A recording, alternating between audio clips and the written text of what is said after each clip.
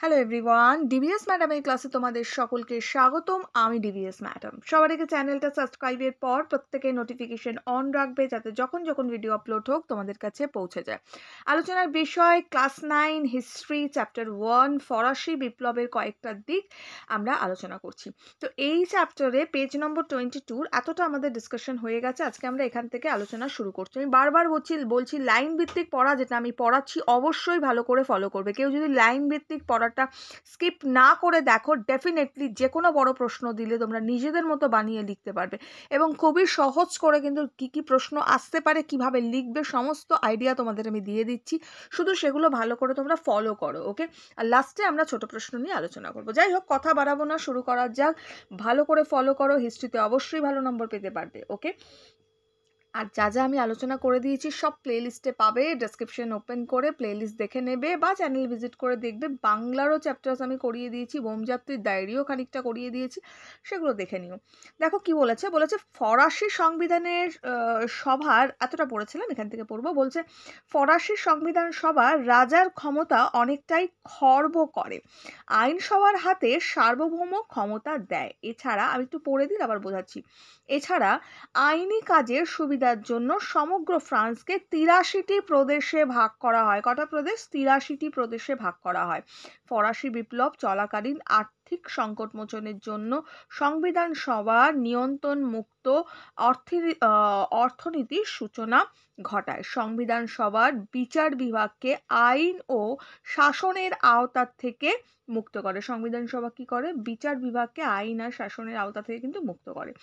সংবিধান সভা ফ্রান্সের গির্জাগুলির ভূ সম্পত্তি বাজেয়াপ্ত করে। গির্জার ওপর থেকে পোপের সমস্ত কর্তৃত্বের অবসান ঘটায়। সংবিধান সভায় civil constitution of the Karji 1791 খ্রিস্টাব্দে ওকে নামে আইন বিধিবদ্ধ হয়। তো মোট কথা আমরা এখান থেকে জানতে পারলাম কি না, ফ্রান্সের যে সংবিধান সভা ছিল সেটার ক্ষমতা অনেকটাই কি হয়েছিল না, কমে গিয়েছিল। আইনসভার হাতে যে সার্বভৌম ক্ষমতাটা দেওয়া হয়েছিল, এছাড়া আইনের কাজে কিন্তু যাতে কোনো অসুবিধা না হয় তাই জন্য ফ্রান্সকে 83টা প্রদেশে ভাগ করা হয়েছিল, ওকে? এবং সবচেয়ে বড় কথা হচ্ছে বিচার যে বিভাগ আছে সেই বিচার বিভাগকে কিন্তু কি করা হয়েছিল, আইন আর শাসনের আওতার থেকে মুক্ত করা হয়েছিল। এখান থেকে আমরা একটা ইম্পর্টেন্ট বিষয় পড়বো, সেটা হচ্ছে civil constitution of the Karji. যাতে আমরা পড়লাম না, গির্জার ওপর থেকে পোপের সমস্ত ক্ষমতা যেটা ছিল সেটা অবসান ঘটায়, আর সংবিধান সভা civil constitution of the Karji নামে আইন বিধিবদ্ধ করে।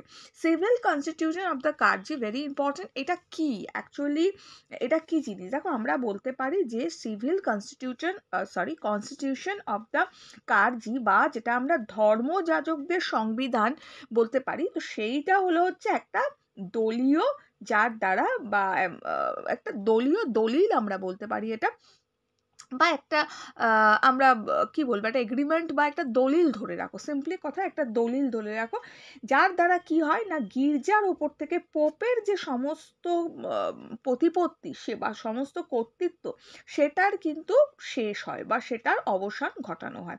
এছাড়া গির্জাকে রাষ্ট্রের একটি দপ্তরে পরিণত করে দেওয়া হয়।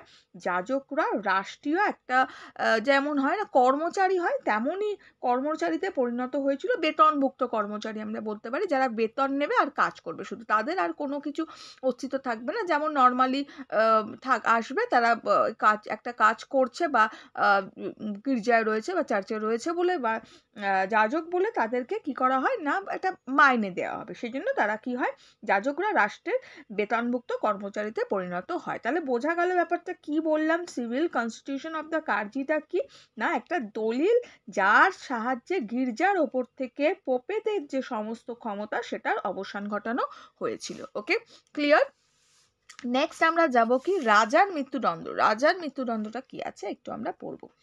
বলছে বিপ্লবের সঙ্গে নিজেকে মানিয়ে নিতে না পারায় রাজা ষোড়শী ফ্রান্স ছেড়ে চলে যাওয়ার পরিকল্পনা করেন, কিন্তু তিনি লুক্সেমবার্গ সীমান্তবর্তী গ্রাম ভারেনে ধরা পড়েন। ফ্রান্স থেকে পলাতক রাজতন্ত্রীদের সাহায্য দান, নতুন সংবিধান বাতিলের অপচেষ্টা, সেনাবাহিনীর ঐক্য ও শৃঙ্খলা রক্ষার প্রতি উদাসীনতার দায়ে রাজা অভিযুক্ত হন। রাজনৈতিক দলগুলির অনেকেই রাজার মৃত্যুদণ্ডের দাবি করে। ওকে, রোবসপিয়ার ঘোষণা করেন রাষ্ট্রকে বাঁচাতে হলে রাজাকে মরতেই হবে।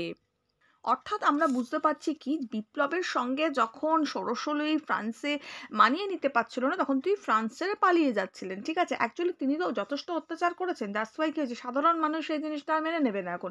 তো মেনে যখন নিচ্ছে না, তখন সেই ভয়ে তখন তিনি কিন্তু পালিয়ে যাচ্ছেন। এবং যখন পালিয়ে যাচ্ছিল, তখন কি হচ্ছে না, লুক্সেমবার্গ যে সীমান্তবর্তী যে গ্রাম রয়েছে ভারেনে, সেই ভারেনে তিনি কিন্তু ধরা পড়েছে। এবার যখন ফ্রান্স থেকে পালানোর সময় তাকে ধরা পড়ে গেলেন, তিনি অনেক অন্যায় করেছিলেন। ঠিক আছে, তিনি নতুন সংবিধান বাতিলের অপচেষ্টা করেছিলেন, তিনি ফ্রান্স থেকে যে পলাতক রাজতন্ত্রীদের মানে পলাতক হতে সাহায্য করেছিলেন। ঠিক আছে, তো এইসব অনেক কারণের জন্য তাকে কি করা হলো, তাকে দায়ী করা হলো বা অভিযুক্ত করা হলো, এবং তা সকলে দাবি করলো তাকে মৃত্যুদণ্ড দেওয়া হবে। তখন রোবসপিয়ার কি ঘোষণা করলো না, রোবসপিয়ার ঘোষণা করেছে যে রাষ্ট্রকে যদি বাঁচাতে হয় তাহলে রাজাকে মরতেই হবে। রোবসপিয়ার কে ছিল? রোবসপিয়ার ছিল হচ্ছে জ্যাকোবিনদের একটা প্রধান বা অন্যতম প্রধান নেতা আমরা বলতে পারি। সে ছিল হচ্ছে রোবসপিয়ার। কাদের? না, জেকোবিন, জয়কার কয়কার। ওকে, আমার অনেকে জয় জফলাও লেখে। তো যাই হোক, নেক্সট হচ্ছে রাজার বিচার শুরু হয়। আইনসভার বিচারে রাজা দোষী সাব্যস্ত হয়। বিচার চলাকালীন রাজাকে কিছুদিন টেম্পল কারাগারে বন্দি রাখা হয়। কোথায়? টেম্পল কারাগারে বন্দি রাখা হয়। সন্দেহভাজন রাজতন্ত্রীদের কারাগারে আটক করা হয়। এই ঘটনা দ্বিতীয় ফরাসি বিপ্লব নামে পরিচিত। এই প্রশ্নটাও কিন্তু ইম্পর্টেন্ট, যে দ্বিতীয় ফরাসি বিপ্লব। ঠিক আছে, কোন ঘটনাকে দ্বিতীয় ফরাসি বিপ্লব বলেছে এবং কে বলেছেন এটাও আসে। ঠিক আছে, আমরা তখন কিভাবে বলতে পারি না, 1792 খ্রিস্টাব্দের 10ই আগস্ট, ওকে, জেকোবিনদের নেতৃত্বে ফ্রান্সের যে ক্ষিপ্ত জনতা, সেই ক্ষিপ্ত জনতা টুইলারিস যে রাজপ্রাসাদ, সেই রাজপ্রাসাদ নামটা ছিল টুইলারিস। তো টুইলারিস রাজপ্রাসাদ আক্রমণ করে রাজার যে দেহরক্ষীর দলকে, সে যারা রাজাকে রক্ষা করতো, তাদেরকে কিন্তু মেরে ফেলে বা হত্যা করে। এই ঘটনাকেই ঐতিহাসিক যে নামটা ছিল হচ্ছে লেফেভর, তো লেফেভর দ্বিতীয় ফরাসি বিপ্লব বলেছিলেন। ওকে, তো যাই হোক, কতটা ছিলাম আমরা, হ্যাঁ, দ্বিতীয় ফরাসি বিপ্লব নামে পরিচিত। শেষ পর্যন্ত বিপুল জনতার উপস্থিতিতে রাজাকে প্রাণদণ্ড দেওয়া হয় 21শে জানুয়ারি 1793 খ্রিস্টাব্দে। ওকে, গিলোটিন যন্ত্রে রাজা ষোড়শ লুই শিরচ্ছেদ করা হয়। শিরচ্ছেদ মানে মাথা। ওকে, শির মানে মাথা, তো শির মাথা কেটে দেওয়া হয় আর কি, শিরচ্ছেদ করা হয়। তাহলে আমায় যদি এখানে প্রশ্ন করে রাজা ষোড়শ লুই কিভাবে মৃত্যু হয়েছিল, তো আমরা কি বলতে পারি? আমরা বলতে পারি যে রাজা ষোড়শ লুই মৃত্যুকে মানে বলতে পারি যে রাজা ষোড়শ লুই মৃত্যুকে কেন্দ্র করে ফ্রান্সের যে জ্যাকোবিন, সেই জ্যাকোবিন আর হচ্ছে জিরোন্ডিন যে দল ছিল, তাদের মধ্যে একটা বিরোধ ওঠে। ওকে, এরপর কি হয় না, 1793 খ্রিস্টাব্দে 21শে জানুয়ারি গিলোটিন যন্ত্রে তাকে হত্যা করা হয়। ওকে, বোঝা গেল? আরেকবার বলে দিচ্ছি, রাজা ষোড়শ লুই মৃত্যুকে কেন্দ্র করে ফ্রান্সের যে দুটো দল ছিল, একটা ছিল জ্যাকোবিন আর একটা হচ্ছে জিরোন্ডিন। ওকে, দলের মধ্যে বিরোধ সৃষ্টি হয়। এরপর 1793 খ্রিস্টাব্দে 21শে জানুয়ারি গিলোটিন যন্ত্রের সাহায্যে তার মৃত্যু হয়। ওকে, এইভাবে আমরা লিখব। নেক্সট আমাদের কি বলেছে দেখো, একটু বড় করে দিই। ওকে, নেক্সট আমাদের কি বলেছে দেখো, বলছে ষোড়শ লুইয়ের মৃত্যুর পর ইউরোপের রাজতান্ত্রিক দেশগুলো ফরাসি বিপ্লবের অগ্রগতি প্রতিরোধের উদ্যোগী নেয়। England, Holland, Austria, Russia, Spain, Sardinia ইত্যাদি দেশ ফ্রান্সের বিরুদ্ধে সর্বপ্রথম রাষ্ট্রজোট গড়ে তোলে এবং যুদ্ধ ঘোষণা করে। রাজার প্রাণদণ্ডের পর ফ্রান্সের অরাজকতা তৈরি হয়, শুরু হয় প্রতি বিপ্লবী আন্দোলন। জ্যাকোবিনরা কঠোর হাতে প্রতি বিপ্লবীদের দমন করে। জিরোন্ডিন দলের সদস্যদের জাতীয় কনভেনশন থেকে বের করে দেওয়া হয়। ফ্রান্সের জ্যাকোবিন একনায়কতান্ত্রিক শাসন শুরু হয়। রোবসপিয়ারের ও দাঁতোর নেতৃত্বে জ্যাকোবিন দল বিপ্লবের সফল করার জন্য সন্ত্রাসের রাজত্ব শুরু করে, যদিও 13 মাসের মধ্যে সন্ত্রাসের রাজত্বের অবসান ঘটে। কতদিনের মধ্যে? 13 মাসের মধ্যে। দেখো, জ্যাকোবিন কারা আর জিরোন্ডিন কারা এটা একটুখানি বলবো। দেখো, জ্যাকোবিন কি, অনেক সময় প্রশ্ন আসে এটা আমাদের। তো জ্যাকোবিন কাদের বলা হয়? আমরা বলতে পারি জ্যাকোবিন হলো ফরাসি আইনসভার একটা রাজনৈতিক দল। ওকে, ফ্রান্সের জ্যাকোবিন দলের জ্যাকোবিন দলের যে সদস্য, সেই সদস্যদেরই বলা হচ্ছে জ্যাকোবিন। ঠিক আছে, তাদেরকে বলা হতো। এই যে জ্যাকোবিন ছিল, এরা ছিল প্রজাতন্ত্রের সমর্থক এবং উগ্র বামপন্থী। কি বললাম? এরা প্রজাতন্ত্রের সমর্থক ছিল এবং উগ্র ছিল। ঠিক আছে, তো উগ্র বামপন্থী ছিল। ওকে, আর এই জ্যাকোবিনদের যে নেতা ছিলেন, সেই নেতা ছিলেন হচ্ছে রোবসপিয়ার। বোঝা গেল? আরেকটা জিনিস আমরা জানবো, সেটা হচ্ছে জিরোন্ডিন। জিরোন্ডিনটা কি না, জিরোন্ডিন হলো ফ্রান্সের আইনসভার একটা গুরুত্বপূর্ণ রাজনৈতিক দলও হলো জিরোন্ডিন। এই যে ফ্রান্সের জিরোন্ড প্রদেশ থেকে আমরা বলতে পারি যে জিরোন্ড প্রদেশ থেকে এর অধিকাংশ যে সদস্য ছিল, সেই সদস্যরা এসেছিল বলে এই দলকে বলা হয় কি না, জিরোন্ডিন দল। কি বললাম? ফ্রান্সের যে জিরোন্ড, জয়হর্ষি র দন্তে নয় ডয়, জিরোন্ড প্রদেশ থেকে এই যে দল আছে, এই দলের সদস্যরা এসেছিল, সেই জন্য এই দলকে জিরোন্ডিন দল বলা হয়। ওকে, ক্লিয়ার? এই জিরোন্ডিন প্রদেশ থেকে এরা এসেছিল, এদেরকে জিরোন্ডিন বলা হয়। এদের সদস্যদেরও জিরোন্ডিনই বলা হয়, দলটার নাম অনুসারে এদেরকে বলা হয়। ওকে, ক্লিয়ার? আশা করি এটা হলো। তবে একটা কথা এখানে মনে রাখবে, এই যে জিরোন্ডিন যারা ছিল না, এরাও কিন্তু বামপন্থীতে বিশ্বাসী ছিল, কিন্তু জ্যাকোবিনরা যতটা উগ্র ছিল, এরা কিন্তু আবার এতটা উগ্র ছিল না। ওকে, নেক্সট। এবার আমরা পড়বো হচ্ছে বিপ্লব রক্ষার আহ্বান, অর্থাৎ অভ্যন্তরীণ সংকট। এটা কিন্তু খুব ইম্পর্টেন্ট। অভ্যন্তরীণ সংকটটা কি আছে এটা একটু আমরা জানবো। আগে পড়ে দিই, দেন বলছি।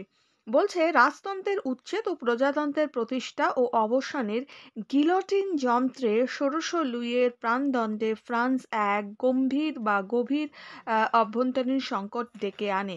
প্রথমত, প্রজাদের অনেকেই রাজভক্ত ছিল। রাজার প্রতি এই নিষ্ঠুর আচরণ তাদের ক্ষুব্ধ করেছিল, ফলে অনেকেই বিপ্লব সম্পর্কে হতাশ হয়েছিল।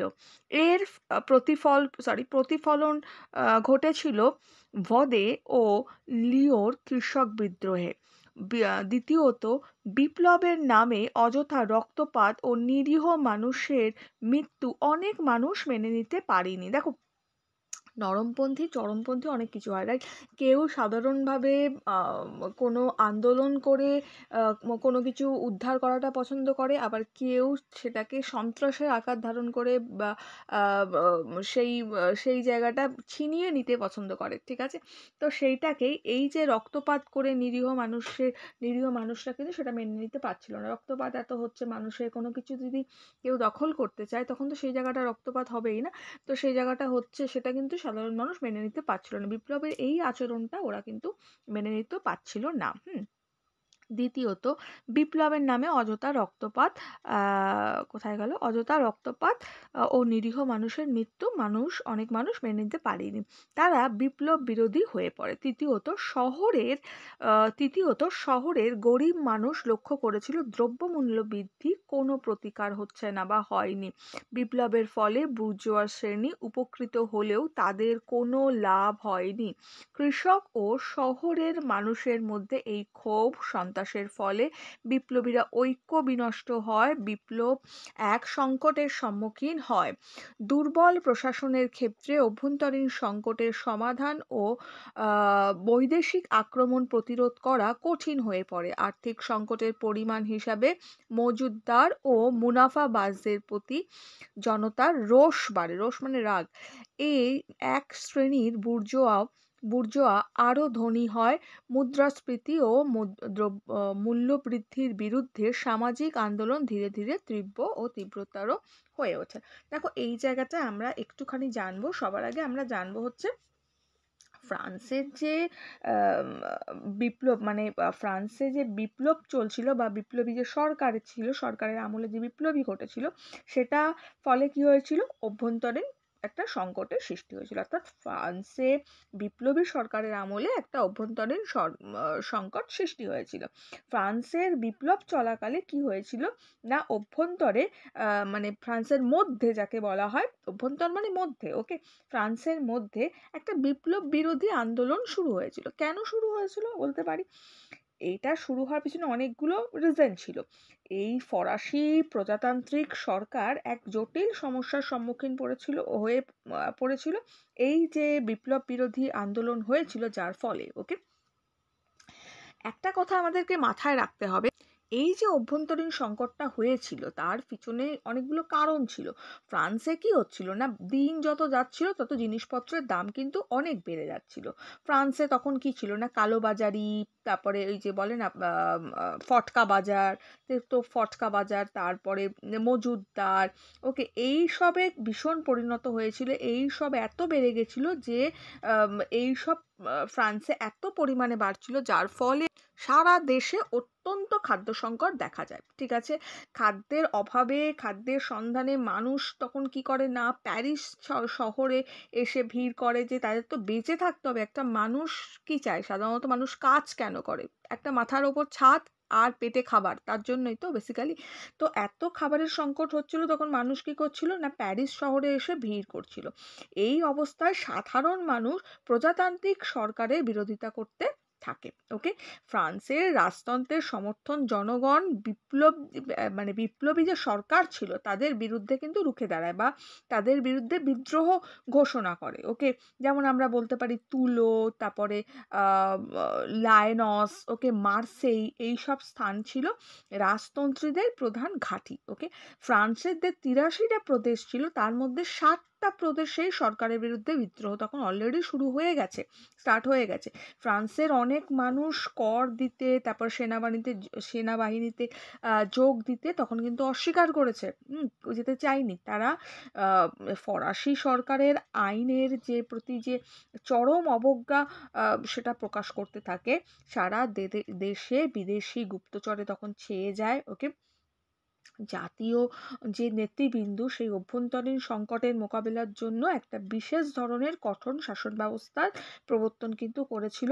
নেতৃবৃন্দ উপলব্ধি করেছিল যে ফ্রান্সের যে এই যে চারিদিকে এইরকম ঘটনা ঘটছে, এখন যদি ফ্রান্সকে ঐক্যবদ্ধ করতে হয় বা শান্তি শৃঙ্খল ফিরিয়ে আনতে হয়, তার জন্য কিন্তু দরকার একটা মানে প্রপার শাসন ব্যবস্থা। তার জন্য যদি ফরাসি সরকার প্রয়োজন হয় যে প্রয়োজনে সন্ত্রাসের আশ্রয় নেবে, কিন্তু একটা প্রপার শাসন তারা কিন্তু দেবে। ওকে, এর ফলে কিন্তু অনেক ঘটনা ঘটেছিল। এর ফলে কি হয়েছিল, ফ্রান্সের অভ্যন্তরীণ সংকটের মোকাবেলার জন্য কি হয়েছিল না, যে ভীতিপ্রদ বা আমরা বলতে পারি যে একটা ভয়ার্থ শাসনের সৃষ্টি করে শাসন ব্যবস্থা প্রবর্তন করা হয়েছিল, সেটাকে সন্ত্রাসের শাসনেরও কিন্তু নাম দেওয়া হয়েছিল। তাহলে আমরা মোদ্দা কথা এটাই বুঝলাম এটা পড়ে, যে ফরাসি বিপ্লব চলাকালীন ফ্রান্সের যে অভ্যন্তরে সেটা বিপ্লব বিরোধী আন্দোলন তখন অলরেডি স্টার্ট হয়ে গেছিল। এর ফলে কি হয়েছিল, ফরাসি প্রজাতন্ত্র সরকার এক জটিল সমস্যার সম্মুখীন হয়। ফ্রান্সে দিনে দিনে জিনিসপত্রের দাম বেড়ে যায়, কালোবাজারি বেড়ে যায়, যার ফলে দেশের লোকে যথেষ্ট খাদ্য সংকটের সৃষ্টি হয় এবং মানুষ প্যারিস শহরে এসে ভিড় করে, মানুষ তখন সরকারের বিরোধিতা করে। এই সব কারণগুলো আমরা কিন্তু তুলে ধরবো। ওকে, নেক্সট পরেরটা কি বলেছে দেখো, পরেরটা বলেছে বৈদেশিক আক্রমণের মুখে ফরাসি বিপ্লব। বলছে অভ্যন্তরীণ সংকটের পাশাপাশি ফ্রান্স বৈদেশিক আক্রমণের মুখোমুখি হয়। ষোড়শ লুইয়ের করুণ পরিণতি ও বিপ্লবের প্রসার ইউরোপের রাজন্যবর্গকে আতঙ্কিত করে। তারা বিপ্লবের মধ্যে রাজতন্ত্র পতনের আশঙ্কা করেন। তাদের ভয় হয় এর ফলে তাদের প্রজাতন্ত্র বিপ্লবের মাধ্যমে তাদের ক্ষমতাচ্যুত করতে পারে। ওকে, আরেকবার পড়বো এখানে, তাদের ভয় হয় এর ফলে তাদের প্রজারাও বিপ্লবের মাধ্যমে তাদের ক্ষমতাচ্যুত করতে পারে। বিশেষত অস্ট্রিয়ার সম্রাট খুবই উদ্বিগ্ন হয়ে পড়ে। অর্থাৎ কি হয়, অভ্যন্তরীণ সংকটে বিপ্লবের সংকট দেখা দিয়েছিল, তারপরে কি হয়েছিল, চারদিকে বিপ্লবের ঘটনা ঘটছিল, ষোড়শ লুইয়ের একটা করুণ পরিস্থিতি হয়েছিল, তার ফলে কি হয়েছিল, অন্যান্য যে রাজা তাদের মধ্যে একটা আতঙ্কের সৃষ্টি হয়েছিল। কি আতঙ্ক হয়েছিল, যদি তাদের প্রজারাও কোনো রকম কোনো বিপ্লবের সঙ্গে যুক্ত হয়ে যায়, তাদের প্রজারাও যদি তাদেরকে বিপ্লবী হয়ে ক্ষমতাচ্যুত করে ফেলে, তো এই একটা উদ্বিগ্ন হয় বিশেষত অস্ট্রিয়ার যে সম্রাট ছিল সে। ওকে, কারণ ষোড়শ লুইয়ের স্ত্রী ছিলেন অস্ট্রিয়ার রাজকন্যা। ওকে, ফ্রান্সের সঙ্গে অস্ট্রিয়ার যুদ্ধ বাধে। আচ্ছা, সেটা হচ্ছে 20 এপ্রিল 1792 খ্রিস্টাব্দে।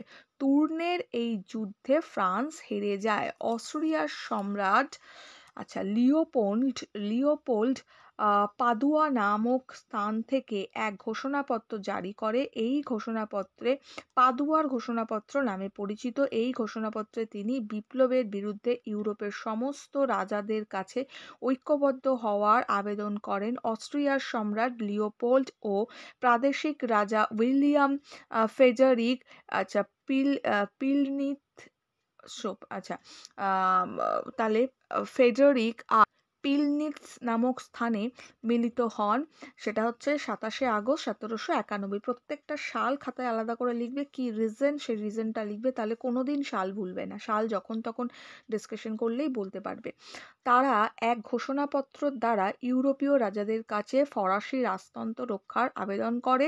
তাদের এই ঘোষণাপত্র কি না পিলনিৎসের ঘোষণাপত্র। ওকে, প্রাদেশিক প্রশাসন বার্নসউইক আচ্ছা ফরাসি রাজতন্ত্র রক্ষার লক্ষ্যে এই ঘোষণাপত্র জারি করে। এর নাম হচ্ছে ব্রান্সউইক ঘোষণাপত্র। ঠিক আছে, দেখো তাহলে এখানে আমরা অনেকগুলো প্রশ্ন পেলাম বা অনেকগুলো ঘোষণাপত্র পেয়েছি। সবার আগে আমরা বলতে পারি কি না পাদুয়ার ঘোষণাপত্র সম্বন্ধে। এটা কি ছিল পাদুয়ার ঘোষণাপত্রটা, না আমরা জানি যে অস্ট্রিয়ার যে সম্রাট ছিল সে যখন ষোড়শ লুই মারা যায় তখন বেশি উদ্বিগ্ন হয়ে পড়েছিল। কারণ কি, ষোড়শ লুইয়ের যে স্ত্রী ছিল সে অস্ট্রিয়ার রাজকন্যা ছিল। তো যথারীতি ফ্রান্সের সঙ্গে অস্ট্রিয়ার যুদ্ধ বাধে এবং তুর্নের যুদ্ধে ফ্রান্স কিন্তু হেরে যায়।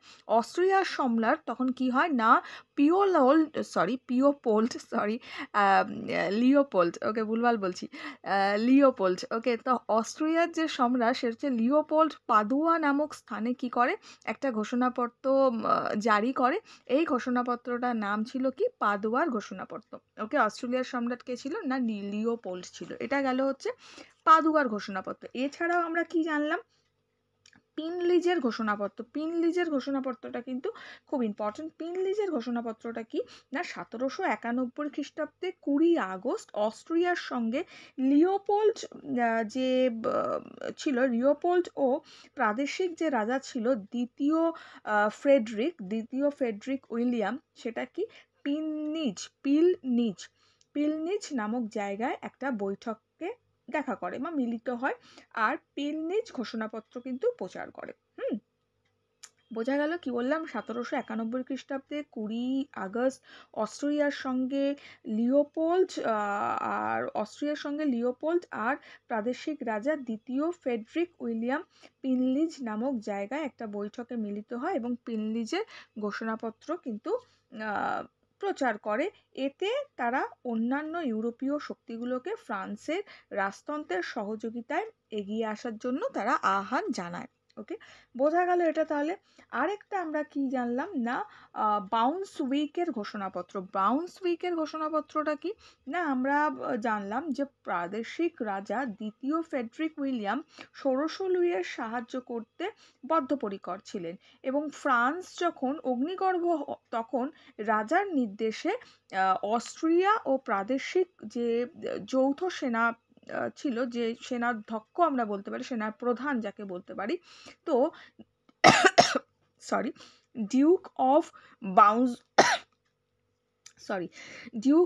বাউন্সউইকের ঘোষণাপত্রে জানান যে ফরাসি রাজপরিবারের নিরাপত্তা কোনোভাবে বিঘ্নিত হলে তিনি প্যারিস ধ্বংস করে দেবেন। তো ফরাসি জাতির প্রতি যে চরম অপমানজনক এই ঘোষণাপত্র, এটা ব্রাউনসউইকের ঘোষণাপত্র নামে পরিচিত। আমি আরেকবার এই ব্রাউনসউইকের ঘোষণাপত্রটা বলবো। কি ছিল না, প্রাদেশিক রাজা দ্বিতীয় ফ্রেডরিক উইলিয়াম ষোড়শ লুইয়ের সাহায্য করতে তিনি কিন্তু বদ্ধপরিকর ছিলেন। ফ্রান্স যখন অগ্নিগর্ভ, তখন আমরা বলতে পারি রাজার নির্দেশে অস্ট্রিয়া ও প্রাদেশিক যৌথ যে সেনাধ্যক্ষ ডিউক অফ ব্রাউনসউইক এক ঘোষণাপত্রে জানায়, ফরাসি রাজপরিবারের নিরাপত্তা কোনোভাবে বিঘ্নিত হলে তিনি প্যারিস শহর ধ্বংস করে দেবেন। ঠিক আছে, ফরাসি জাতির প্রতি চরম অপমানজনক এই ঘোষণাকে বলা হয় হচ্ছে ব্রাউনসউইক ঘোষণাপত্র। ওকে, এটা আশা করি তোমাদের ক্লিয়ার হয়ে গেছে। নেক্সট এখানে একটা ঘটনা আছে, এটা একটু পড়ে নেবে। এটা হচ্ছে সেপ্টেম্বরের হত্যাকাণ্ড, সেপ্টেম্বর হত্যাকাণ্ড নামে পরিচিত। তো এটা একটু আমি বলে দিচ্ছি, তোমরা একটু পড়ে নেবে। ঠিক আছে, কোন ঘটনাকে সেপ্টেম্বরের হত্যাকাণ্ড বলা হয়? না আমরা বলতে পারি 1792 খ্রিস্টাব্দে ফ্রান্সের যে বিপ্লবী কমিউন কয়েক হাজার রাজতন্ত্রের সমর্থক ব্যক্তিকে কি করে না, মানুষকে কি করে না কারাগারে বন্দি করে। ওকে, এবং কারাগারে অনেক মানুষকে কিন্তু হত্যাও করা হয়। এই ঘটনাকেই বলা হয় সেপ্টেম্বরের হত্যাকাণ্ড। ঠিক আছে, এই ঘটনা রাজতন্ত্রের অবসানকে কিন্তু যথেষ্টভাবে সুনিশ্চিত করে দিয়েছিল, এটা আমাদের মনে রাখতে হবে। ওকে, তাহলে আমরা এখন আপাতত এতটা পর্যন্ত পড়লাম। আরেকটা প্রশ্ন আমি এখান থেকে বলবো, সেটা হচ্ছে একটু আগে তোমাদের যখন পড়িয়েছি এখানটা দেখো, আমি সন্ত্রাসের যে রাজত্ব কথাটাকে হাইলাইট করেছিলাম এই জায়গাটা পড়ানোর সময়। দেখো এখানটা সন্ত্রাসের রাজত্বটা সম্বন্ধে একটু বলি। এই সন্ত্রাসের রাজত্বটা খুব ইম্পর্টেন্ট হয়, পরীক্ষায় আসে আমাদের। দেখো রাজা ষোড়শ লুইয়ের যখন প্রাণদণ্ড হয়, এই প্রাণদণ্ডের ফলে কি হয়েছিল, ফ্রান্সের অভ্যন্তরে এবং বৈদেশিক যেটা ক্ষেত্রে একটা ভয়াবহ পরিস্থিতি তৈরি হয়েছিল। দেশের অভ্যন্তরে তখন খাদ্যাভাব, চরম আর্থিক সংকট আমরা বলতে পারি সৃষ্টি হয়। জনগণ তখন কি করে না, প্রজাতান্ত্রিক সরকারের বিরোধিতা শুরু করে দেয়। আর অন্যদিকে কি ছিল, ইউরোপের দেশগুলো ফ্রান্সকে আক্রমণ করতে সচেষ্ট হয়। এই অবস্থায় জ্যাকোবিন দল ফ্রান্সের জাতীয় ঐক্য প্রতিষ্ঠার জন্য একটা ভীতির সৃষ্টি করার চেষ্টা করেছিল, বা ভীতি প্রদর্শনের চেষ্টা করছিল। প্রদর্শনের মাধ্যমে যে শাসন ব্যবস্থাকে তারা চালু করেছিল বা প্রবর্তন করেছিল, তাকেই বলা হয় হচ্ছে সন্ত্রাসের শাসন ব্যবস্থা বা সন্ত্রাসের শাসন। ওকে, সন্ত্রাসের শাসনের প্রধান পরিচালক ছিল কিন্তু রোবসপিয়ার। ওকে, তো এই প্রশ্নগুলো পড়ো এখন। আমি সরি, এই প্রশ্নগুলো এতটা রেডি করলাম, এতটা পড়ো। এখন আমরা কিছু ছোট প্রশ্ন নেব, ছোট প্রশ্নগুলো রেডি করে নেক্সট ভিডিওতে আমরা এরপর থেকে আবার পড়বো। অল্প অল্প করে আমি পড়াচ্ছি, বিকজ প্রতিটা লাইনেই প্রশ্ন থাকে, এই চ্যাপ্টার থেকে অনেক প্রশ্ন আসে। তো প্রশ্নগুলো যাতে প্রপারলি সব তাড়াহুড়ো করে যাচ্ছে না, যাতে কিছু মিস না করো। ওকে, আচ্ছা বলছে দ্বিতীয় ফরাসি বিপ্লব ঘটেছিল। দ্বিতীয় ফরাসি বিপ্লব ঘটেছিল, অপশন আমাকে দিয়েছে 1789, 1790, 1792। এটা হবে হচ্ছে 1792 দ্বিতীয় ফরাসি বিপ্লব ঘটেছিল, 1792। ওকে, নেক্সট প্রশ্ন, ফ্রান্সের সন্ত্রাস শাসনের প্রধান নায়ক ছিলেন। ফ্রান্সের সন্ত্রাস শাসনের প্রধান নায়ক ছিলেন, আমাকে অপশন দিয়েছে হচ্ছে ভলতেয়ার, নাকি রোবসপিয়ার, নাকি ষোড়শ লুই। এটা হবে রোবসপিয়ার। ওকে, নেক্সট পরেরটা বলেছে যে রোবসপিয়ারের শাসনকাল নামে পরিচিত। কি নামে পরিচিত? শ্বেত সন্ত্রাস, লাল সন্ত্রাস, হলুদ সন্ত্রাস। এটা লাল সন্ত্রাস নামে পরিচিত। নেক্সট, রোবসপিয়ারকে মৃত্যুদণ্ড কার্যকর হয়েছিল 1794 খ্রিস্টাব্দের কত জানুয়ারি? বলো তো কি হবে আনসারটা, কমেন্টস করো তো দেখি। আচ্ছা, রোবসপিয়ারের মৃত্যুদণ্ড হয়েছিল হচ্ছে 1700 কত যেন বললাম যেন 94, হ্যাঁ 94 হচ্ছে 28শে জুলাই হয়েছিল। নেক্সট, ফ্রান্সের সন্ত্রাসের রাজত্ব ছিল, ফ্রান্সের সন্ত্রাসের রাজত্ব চলেছিল, এটা সবচেয়ে সহজ, আমি আজকে পড়ার মধ্যেও ছিল এটা। কমেন্টস করো দেখি, ফ্রান্সের সন্ত্রাসের রাজত্ব চলেছিল 13 মাস, নাকি 12 মাস, নাকি 45 দিন? আনসার হবে 13 মাস।